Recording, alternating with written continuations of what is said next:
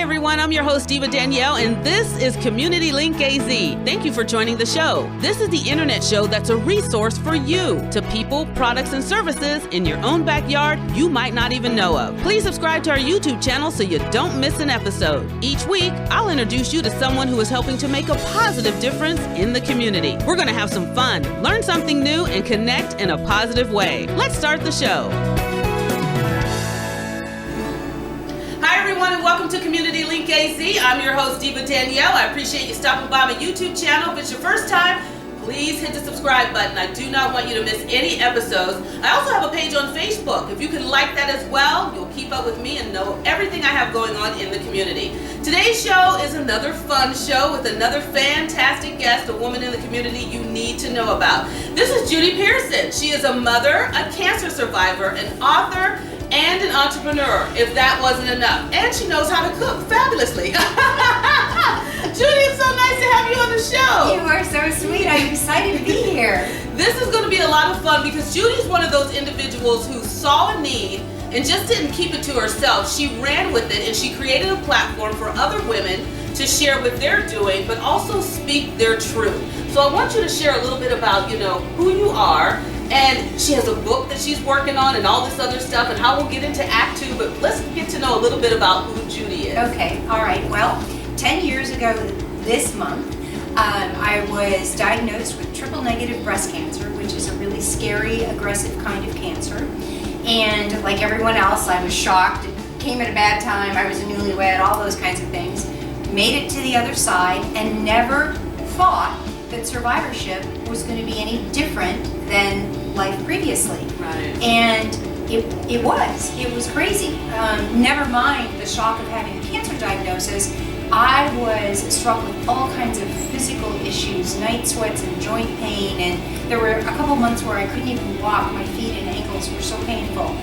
And I was just shocked by all of this. And so I started researching, because that's what I do for a living as a writer, started researching survivorship and meeting women who were doing amazing things. By helping other people, they were healing themselves. And it's not that men don't do that, they might, but as a woman, I really related to that because we're fixers, we're nurturers, we want to help others. And this was such a cool realization.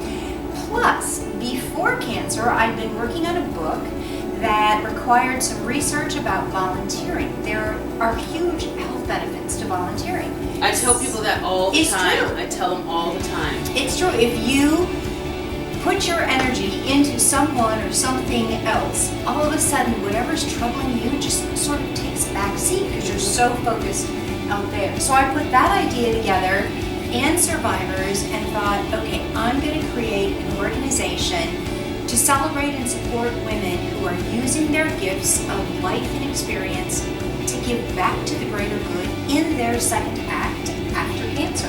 And that was the name of the organization, the Second Act. And so the storytelling that you talked about and that you participated in. I know, it was fantastic too. Fundraising that we do with that allows us to, among other things, make annual micro grants to women survivors who want to launch or grow their second acts.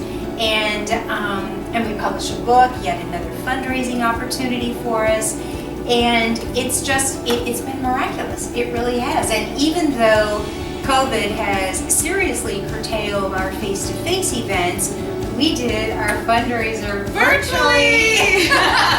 And it worked out so well. It did. Because I think the benefit of all of this, when you look at the bright side of COVID and going through all of this craziness, we got to reach more people than we ever would have reached before. Even my own family.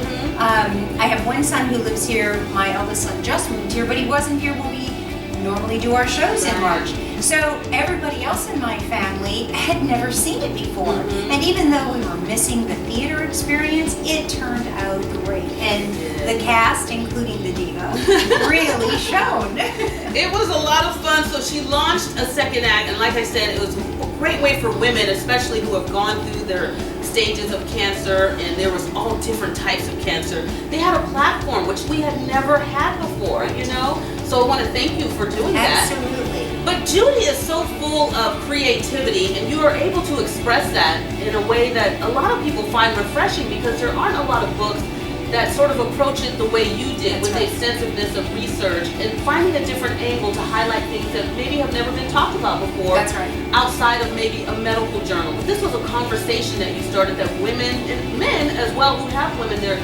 taking care of who are affected by cancer can relate to. So let's talk about your books and the journeys that you've gone on and the things that you like about it and the things that are probably a little bit more challenging and insightful that you didn't know along the way. I have always loved to write. People always ask me when I started, and it was like back in junior high, I think. But I started writing seriously about 20 years ago. I wrote a couple of novels that still live underneath my bed. But the first nonfiction, the first biography that I wrote was about a prisoner of the Japanese who was held in the Philippines. And when Pearl Harbor was bombed, 6 other sites were also bombed, including the Philippines. And so he was one of the very first American POWs and one of the very last released. The second book was about a woman spy who was the architect of the resistance in central France, and she only had one leg, and went on to become one of the first women CIA employees. And then came cancer, so I was like, well, I guess I'm not supposed to write right now. So I spent the time developing Second Act, and because of Second Act, met a woman who became the inspiration for my second book, From Shadows to Life, a biography of the cancer survivorship movement. And it tells the story of how cancer survivors came out of the shadows. Cancer is no longer contagious. It was never contagious, but we no longer think that it's contagious. And these amazing people that brought survivorship so that the survivors could live like regular people and not just in the shadows. Yes, and in a bubble and, off to the side to themselves. Absolutely, with no support and no help. And that book led me to the current book that I'm working on. That'll probably take another 18 months to produce, but in the meantime. Yeah. Well, I want people to gravitate and rally around you because you're doing such amazing work in the community as far as helping women move forward with their cancer diagnosis once they've come through it, to have that platform to speak their truth. Absolutely. So how can people support you going forward? I know you talk about the book and it's a great way to fundraise for you. So let us know about how we can support you, whether it's monetarily or following you on social media or just rallying behind you to help with the fundraising. So best thing to do and the most exciting thing to do is that every single performance, and we've done 7 of them, each of the women speakers' videos is separate on our website. They're called The Purple Tribe. So I encourage people to go look at them. They're so inspiring. Whether you want to create a second act or not, just hearing these stories are amazing. The website is secondact.org, and from there you can keep abreast of our events, sign up for our newsletter so you'll know when we do auditions for our next storytelling performance, and hopefully when we can start doing some in-person events, girls' night out events and workshops and that kind of thing. It'll be good. Yeah. I want you to rally behind her. You have that next book coming up. Is there anything else that you have in the works or anything else that you want people to know of that you're doing? Because you always got your hand in something. Oh, thank you so much. I would just say, I'm asked this question often. I have a friend who was just diagnosed. I have a friend who just, her cancer returned. What can I do? And the most important thing for cancer survivors is just to ask them what they need. Do they just want to have somebody sit with them? Do they want just to vent? Because it's hard to vent to your loved ones, especially men, because men want to fix it. So if it's a woman-to-woman thing, just ask the survivor, what do you want? And remember, and tell them this, you become a survivor at the moment of diagnosis, because that's when you start surviving cancer. Not 5 years out, not 3 years out, at the moment of diagnosis. So no matter where we are in our cancer journey, we're cancer survivors. I love that. See, I told you, good people in the community make your heart sing, and Judy is one of those people who are so clever when it comes to writing, expressing, and just opening the door for the conversation in a way that women have never experienced before. I hope you enjoyed this episode. Again, thank you for stopping by my YouTube channel. Make sure you hit the subscribe button so you'll return next time and get a notification as to the next video that I post. All right, you make it a great day, and we'll see you next week.